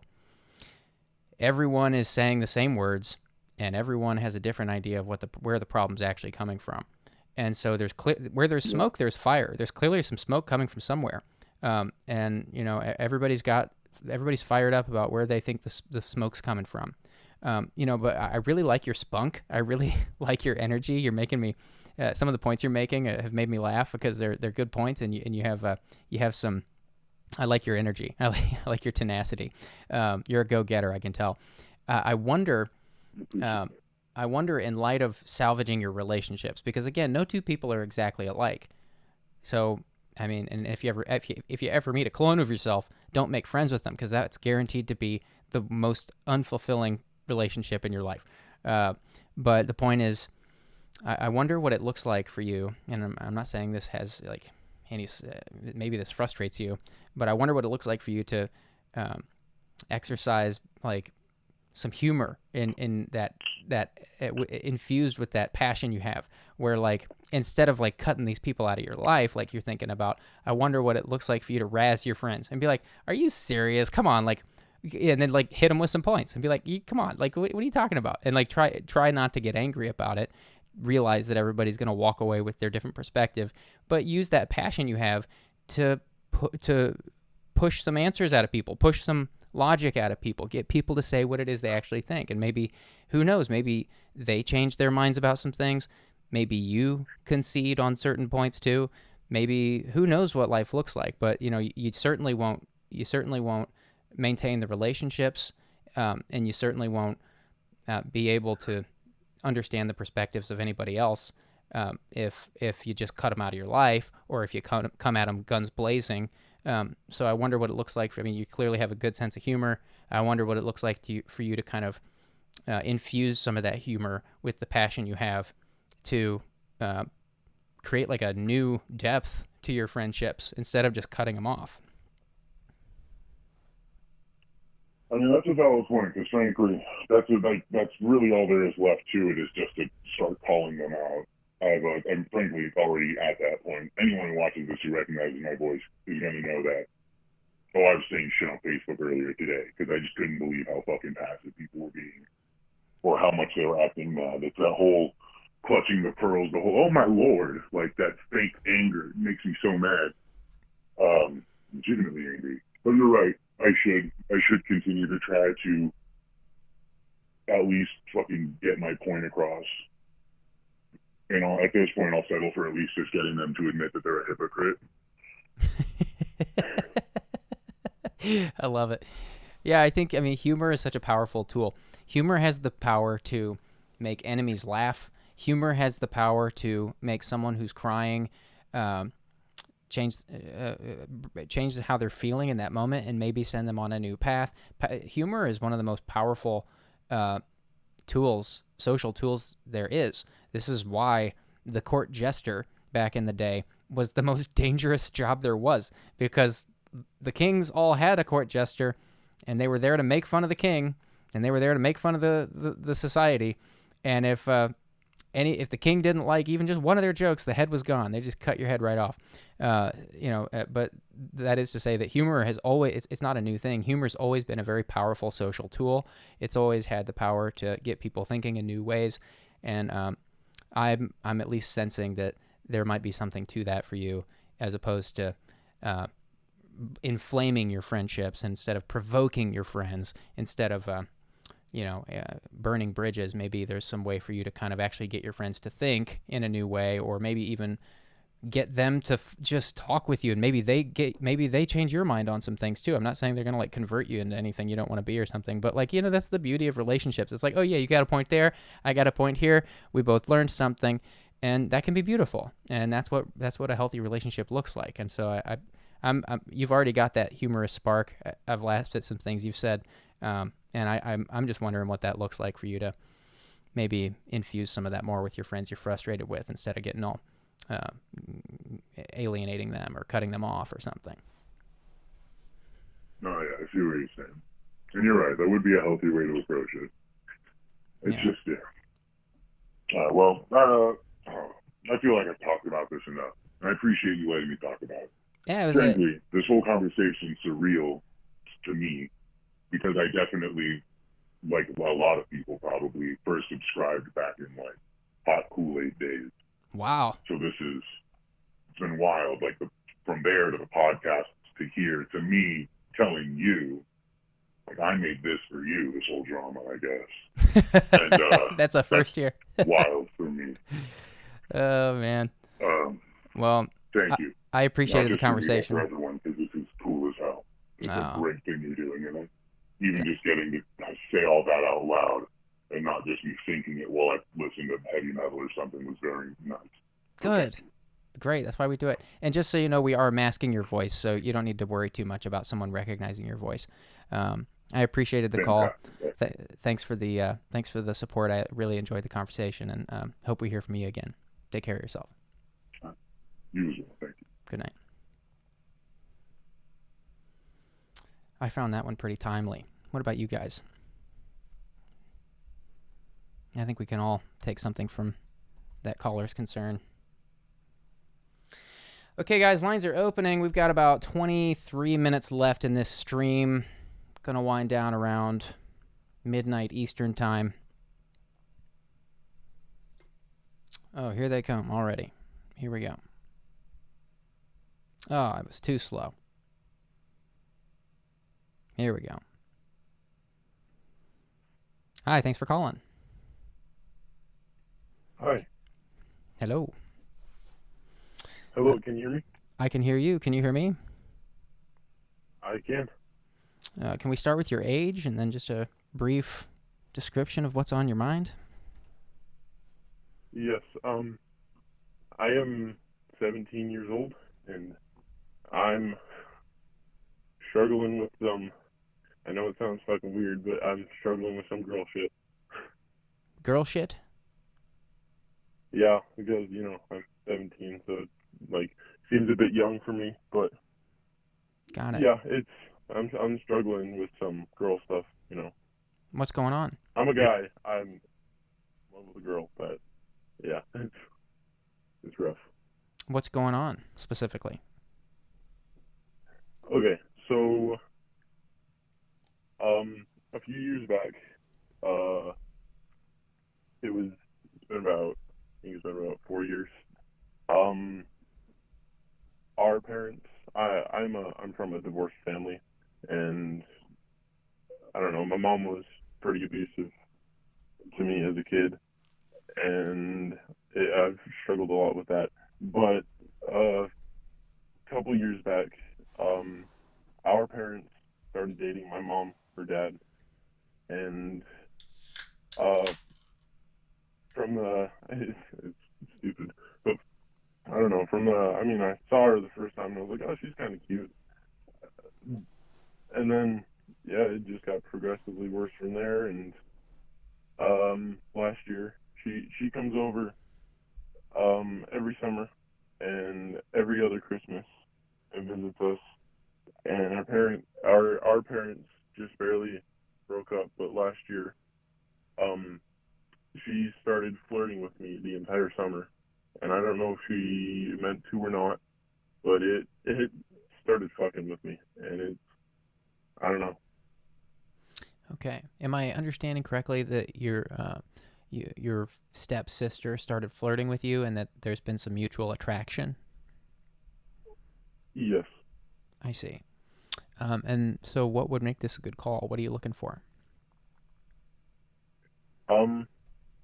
I don't know. I've been watching these streams lately, and you give pretty good advice to other callers, and I have gone to both my mom, my dad.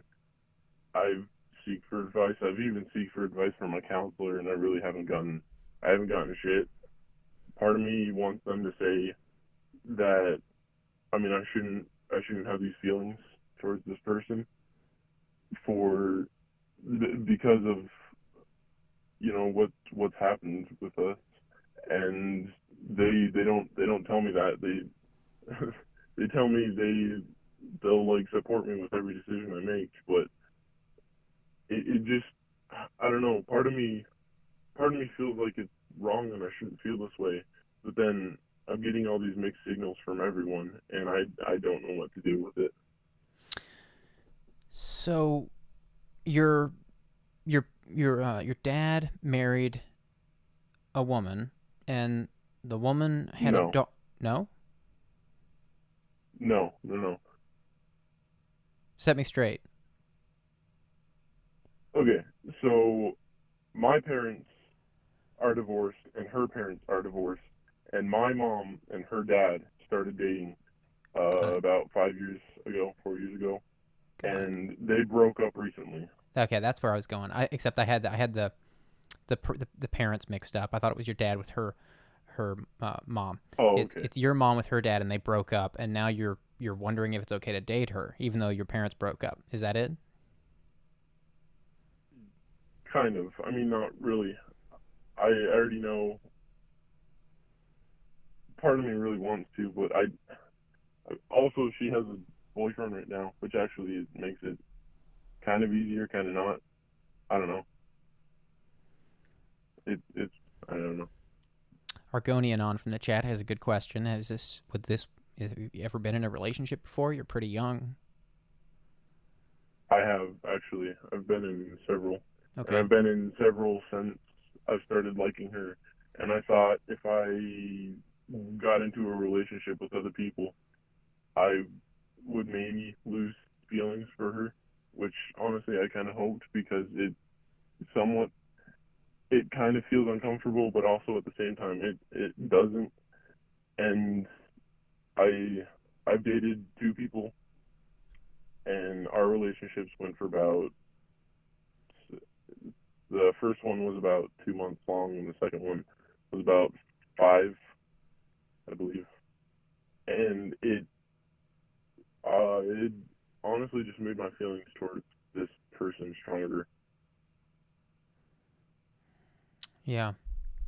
Um, Garfield Arbuckle from the chat wants to know if the attraction could be coming from the fact that it feels forbidden. Um, it could partially be that. Now that I'm thinking about it, that could be an aspect of it. Yeah.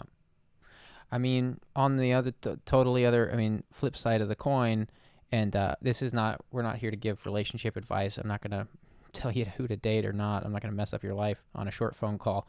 Yeah, But, I mean, like, doesn't sound like there's any blood relation. Is that right? I mean, you're not blood related. we're not. So there's no chance of, like, any birth defects should you guys happen to procreate. Sounds like the weirdest element of this would be No. for your parents. Yeah. So I guess I'm suggesting maybe it's not a moral issue. Might get some questions about it. It's definitely a story at the very least. I mean, that if you guys were to get Yeah. together, that would definitely be a story, and you might get questions about it. But I mean, you're not related. I mean, ultimately, that's No. what's taboo about relationships: is it incest or is it not? And it doesn't sound like it would be. Yeah. It wouldn't. Yeah. Well, yeah, I don't know what the answer is for you. It sounds like this girl's got a boyfriend. It sounds like she lives far away. It sounds like your parents used to date. It sounds like there's some Yeah. very real hurdles in the way of a would-be relationship anyway. So I'm not sure what the answer for you is, but I don't know. I hope you got some good food for thought. Okay. Is there anything else that's relevant that you want to talk about? Um. Well, it also has to do with her. She. I don't know if it. I don't know if I should worry about it or not, but she has a really bad self-image, Mm. and she also knows that I like her. I told her last year when she left from the summer, I couldn't tell her she was here. I tried to so many times, but it just never came out. And when she finally left to go home, I texted her about it, and we talked for a couple of weeks about it. But recently she has been having issues with her image, with her self-image, with her body and other things like that. And she discloses that information to me, and it sort of confuses me. Partially, like why I'm not entirely. I guess I'm a safe enough space for her to share that information, but it also, I don't understand why she would be giving me this information. I don't know. Right. Reminds me of that song by it's an Adam Schlesinger song. I don't know if it's Fountains of Wayne or which project this comes from, but that song Maureen. You know that song Maureen? It's probably too old for you. Giving me way too much information. It's about a girl who's got a boyfriend. She's like telling him all the like dirt of the relationship, and he's like, "Don't tell me this. I'm attracted to you." Yeah. You know, That's I don't. another thing. She sometimes will talk about. She's had several boyfriends in the past, and she'll talk about them with me and like the things they do wrong, and like the things she doesn't like about them sometimes, and it also confuses me and why she would tell me that kind of stuff as well. Right. There's been a couple people in the chat suggesting that if she was flirting with you while she had a boyfriend, it could be that maybe she wasn't actually intending to flirt with you. It's at least possible. Yeah, that's. I mean, I've put a lot of thought into this, and it is very possible that she could have been flirting with me without realizing she was flirting or without meaning to. But I still caught feelings from it, so. Right. Well, I don't know what the answer is. I guess this certainly doesn't seem like a moral issue from what I've heard. You'll probably be thinking about this for a while since she still has a boyfriend anyway. But, I don't know what the path forward is. I don't know what to tell you, honestly. But I guess you're going to keep thinking about it for the time being. And if you have anything else you want to process, you can definitely call us back. But also, can I keep extending on? I want to be able to comfort her and be able to, I don't know, make her feel better about the way she looks and all that kind of stuff. Because I don't understand why she doesn't like the way she looks. To me, she's drop dead gorgeous. I mean, like, I'd feel like any sane guy that would look at her immediately would think, wow, she's really, really cute. But she has a problem with her self-image sometimes, and I want to help her. I want to be able to help her with that, but I don't know how I can give her advice or anything like that without coming off as weird or like a creep or like, I don't know. Well, there's ways for you to. It sounds like you mentioned earlier you feel like a safe person for her to talk to in that she comes to you with things and shares things that surprise you.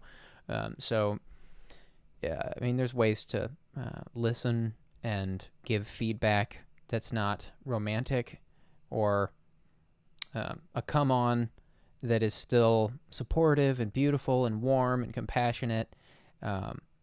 There's ways to say that somebody has so much to offer or is such a beautiful person inside and out without feeling like you're crossing a line if she's already got a boyfriend. If she's coming to you with things like that, she clearly does trust you to support her in those ways. So I guess that is a bit of a challenge. I see your dilemma. You want to be there for her but not overstep any bounds or make her feel weird. Part of that's just learning to be in relationships at your age, learning the difference between a platonic relationship and a romantic, erotic relationship. That's just something that nobody can tell you how to do. You got to kind of find that out for yourself, and how, I mean, everybody has a different. You ask 1,000 people that question, you get 1,000 different answers.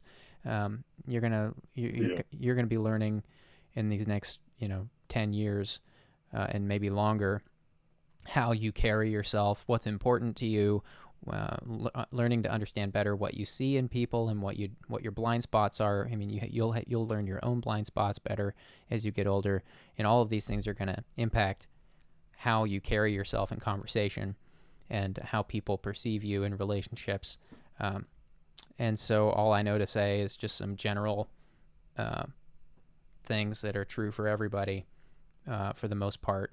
I wouldn't want to put any words in your mouth or something like that, because I don't know you. I don't know. You know you, and you're supposed to be answering those questions for yourself right now. So you can rest assured in that you're not behind schedule. You're right on time. These are natural things to be going through and solving at your age. So just rest assured knowing that these are your challenges. Embrace them and soak it up. This is what life's about. It's beautiful. It's awesome. Yeah. I sense you don't like that I said that. I sense you want me to put words in your mouth. No, I don't want you to put words in my I'm mouth. joking. I guess, I mean, don't shut off a relationship with her. If she wants to be your friend and talk about stuff, talk to her. Be there for her. You might watch some. I'm trying to think of some good movies that hit on this theme. Am I making it up that the Tobey Maguire Spider-Man was in this a similar situation where didn't Kirsten Dunst's character didn't Mary Jane have another guy she was interested in, and Tobey's Spider-Man was kind of he was like the guy next door, the friend. You might watch some movies like that, and there's some good characters you can learn from. Yeah, and Spider-Man 3. Spider-Man 3, is that what I'm thinking of? Where she's into Harry Osborn. I think that's it. Yeah, there's, I'm actually, be careful watching movies and taking life advice from them, because movies are not real life. But there's some general, and people don't talk like characters in movies. Characters in movies live in 2-hour universes, and humans live in, century-long universes, hopefully. So I'm not saying you go like copy dialogue from Spider-Man, but there's some principles you can learn. I mean, I remember that story arc being a really wholesome one, and Toby's character is a really wholesome character. So you might glean some things, some just general lessons from some good characters like that. But I think it's I'm taking some heat for that that comment. I don't know, guys. I don't know what I'm talking about. Maybe I'm wrong. Maybe I'm quoting the wrong movie. I think it was actually Shawshank Redemption, wasn't it? That was a joke. That was a hilarious joke, guys. Was not Shawshank Redemption. But yeah, it's this part of life. Just know this part of life is the frustration of this part of life. And don't rush by this part of life. So I wish I had soaked this part of life up a little more, honestly. When I was your age, when I was 17, I kind of rushed through these kinds of things thinking like, something's wrong. I don't know what to do. And I wish I probably would have learned a lot of lessons a lot sooner if I had just understood, if somebody had just told me at that age, like, yeah, you're supposed to be figuring these things out. You're supposed to be awkward. Everybody goes through it. And you're just learning to carry yourself. That's all. You're just learning what you care about. You're learning how you interact with people in different situations. Relationships are different with a colleague versus a family member versus a girlfriend or boyfriend versus a dear friend versus an acquaintance.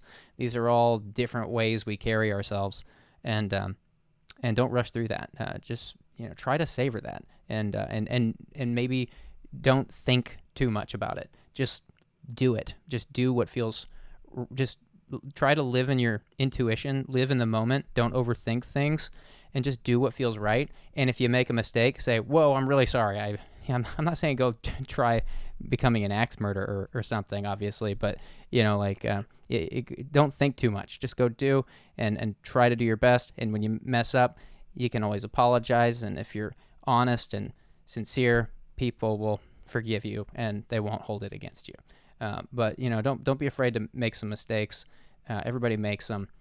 And I say that just because I sense some deliberation on your part, and I don't want you to get stuck in a thought loop where you don't actually ever take a step forward on anything. So just do what feels right, do what feels good to you and in your conscience, and don't think about it too much. Don't deliberate on it too much. Okay. But I'm glad to hear that you're thinking about these things like you are. I think it's great. It sounds very healthy.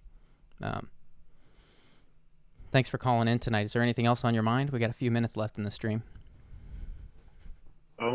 Well, I recently just graduated high school. I was one of the youngest in my class, and I'm terrified of what comes next. I'm trying to currently get a job. My mom says that, in this current society, I don't know how I'm going to be able to afford moving out of the house without getting like a really, really good starting job. And my mom says if I don't get a job before I turn 18, which is coming up in a little bit, that she's going to kick me out of the house and make me live on the streets and all that kind of stuff. And it's funny. We're hiring signs literally everywhere around the town that I live in, and it's funny to me because I've applied to pretty much every single entry-level job there is in this town, and so far only 2 have responded to my application, only 2 have called me back, and they haven't called me since. I've been checking in with them, trying to see if they're still hiring, all that kind of stuff. And I'm getting really scared at this point because if I don't get a job soon, I'm going to be living on the streets. You might, I'm really sorry to hear the pressure you're under. I would highly recommend you check out some training it doesn't have to be expensive. You can pay like $30 for a master class on this stuff I'm talking about, but get some training in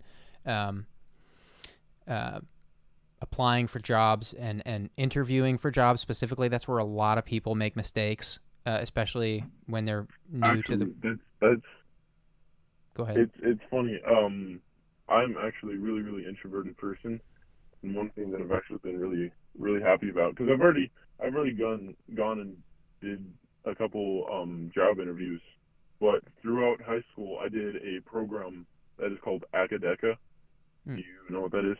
Never heard of it.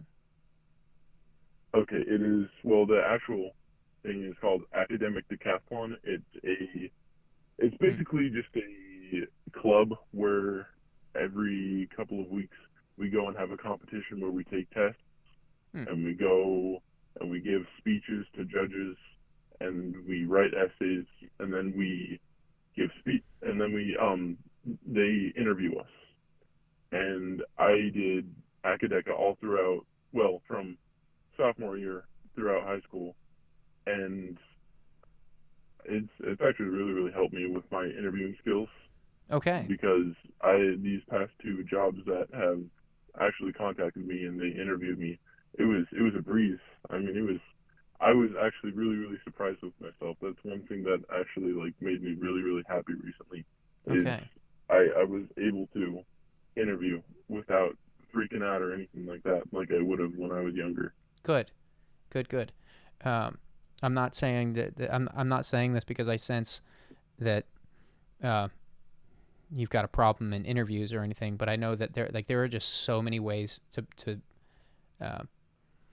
there's one way to get a callback from an interview, and there's a million ways to mess it up. I mean, I've taken those kinds of things have been helpful to me for all kinds of situations, even as recently as 5 or 10 years ago in my late 20s. So I know they can be beneficial for you. I wonder if you were to go on, some people in the chat are talking about Khan Academy. I don't know if Khan Academy has some interview training resources of experts talking about the kinds of phrases to use with certain questions. There's a lot of trick questions in interviews that employers will ask you to see how you answer. And there's a lot of very cheap to free training available for people to like be prepared for those kinds of questions and know how to answer the trick questions, just so that you're not surprised by anybody or not. Just so you're putting your best foot forward. If you're under the wire and you got to figure out something quick, I would say it would be worth like $30-$50 for a good master class. I know there's some really good resources like that on LinkedIn. If you pay for a LinkedIn subscription, in fact, I think they'll give you your first month free for LinkedIn Premium. If you were to go on there and sign up for a free trial, you could probably binge watch a few of their training courses and not pay a thing if you cancel the subscription in time. But I'm trying to give you some ideas on some training resources like that would prepare you for some of those trick questions, because I mean that's what the interview's for. They're there to kind of they want to see you trip up. They want to trip you up. They want to get down. They don't want to talk to 80 people.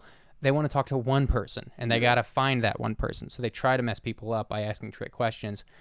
So if you're under the wire with time, highly recommend you go on like LinkedIn or even Masterclass or Khan Academy, maybe even YouTube. I bet YouTube has some stuff, but LinkedIn seems like probably the best place, honestly. I know you can get a free trial. I don't know how long it lasts, but they have like all these courses on LinkedIn Premium that are great. I've heard a lot of good things about them. So you might check something like that out. Okay. And I want to say that we're winding the stream down, of course, but there was all kinds of things in the chat that I didn't get to touch on from your call. So also go through the chat from this part in the episode.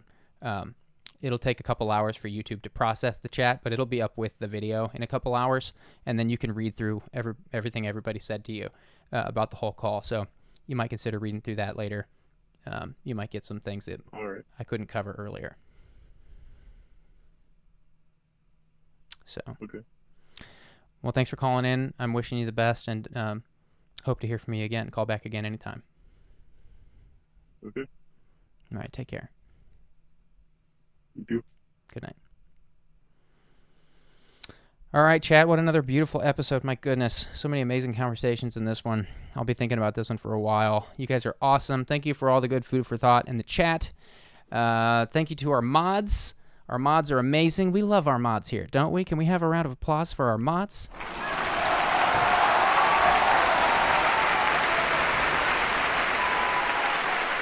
Tonight we had Deanna Krebs, Easy Cheesy. I believe it's just you two tonight. And I'm shouting you guys out extra hard because I've been trying to get some things in place to make their job easier here. We also had Offcore. Sorry, before I go on with my spiel. We also had Offcore. Sorry, Offcore. I was getting carried away. And did we have anybody else? Not used to having 3 mods here. We got lucky, chat. We had 3 damn mods in the stream tonight. Yeah, they were working double time tonight because we've been trying to get some things in place to make their modding a little bit easier here, and they've been very, very patient with me. You guys are awesome. Thank you for being patient. There's so much going on, I know, in everybody's life, but I'm so glad to see everybody here each time and for the effort you all put into this. So thanks so much. We do these 3 times a week on Sundays, Tuesdays, Thursdays at 10 p.m. Eastern, 7 p.m. Pacific, and we are putting out new videos here every week now. Of some kind. I'm saying there'll be videos. There's going to be all kinds of new videos coming every week, but for now, I'm aiming to do at least 1 per week. So stay tuned. Each week, there's new stuff coming and live streams. I'm slowly crawling back to some sense of a release schedule here. You guys are awesome. Thanks for your patience with me, and I'll see you back here Thursday for Anonymous Live again at 10 p.m. Eastern. See you guys then. Good night, everybody.